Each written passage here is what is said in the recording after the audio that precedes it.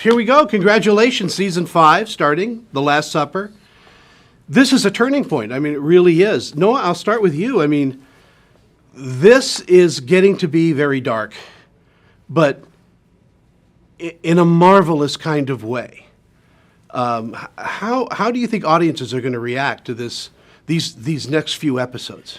Well, in a big way, we've been really setting up this week with all the 4 seasons prior to this. And I think that once you get to a week as pressure-filled as this, you get to see how it affects all of the people surrounding Jesus. And we all don't take it the same way. There's a lot of conflicting sort of opinions, points of view, and ultimately we know it is leading towards the inevitable tragedy that it is. But I think people are really going to be struck by the moments in between the verses, moments in between the big sort of Bible sort of scenes.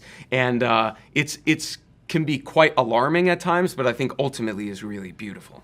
You know, I look at The Chosen, and I am also a fan, and I look at it as music. And music is not about the notes. It's the spaces between the notes, as Noah was pointing out. And your character, I mean, it is just such a beautiful arc that you've been through. And season 5 shows a whole different side to this character. What an arc. Yes. I came out. Thank you, but the truth is, it's the writers 100% from season 1, episode 1.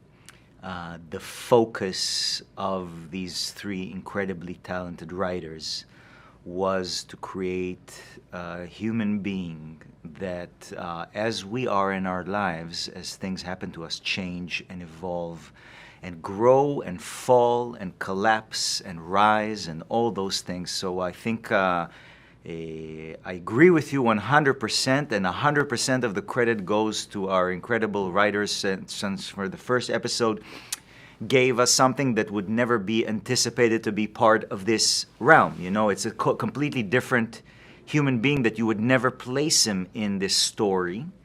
And I get a lot of people, in interviews or in life telling me, I hated you throughout the first season. I absolutely hated you. And I think that's wonderful. I think that's great. I think we have a complete human being. That's what an actor needs, though, is that kind of, experience with a character. George, I mean, your character, too, has gone through so much, and yet you managed to keep him very, very human. And as Dallas said, off the stained glass. Yeah, I think John's. I always say that the Sons of Thunder are kind of, could be avatars for the audience, because they're the ones that make a mistake, get rebuked, and then make the same mistake. I think it's important for audiences to know that life's never going to be you get told the right thing and you're going to do the right thing forever. It's great to see these characters off the stained glass window. That they end up there. Don't get us wrong, but this is the journey of how did they get up there. And so, like, John, along with James, will have to learn these lessons over and over, and it's great. I love the fact that the audience can relate to somebody like John. And I always say his journey is from thunder to love, because he doesn't start off as the beloved disciple. He is a son of thunder, and he's going to have to learn how to get to that point with that responsibility. And season 5 is actually, getting to the peak of that journey, which was so fun to play for me. Yeah, and Noah, up till now too, there has been this wonderful wisp of humor running through the series. It's not all heart-wrenching and clothes-tearing. You guys are so wonderful together.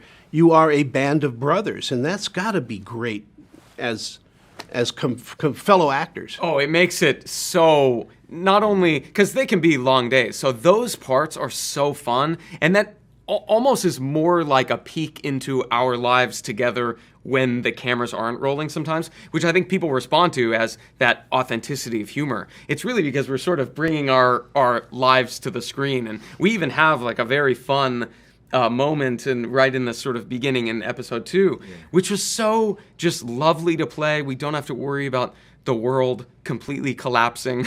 It will do that, but in the middle, we get to just be brothers and have that relationship, which is such a gift.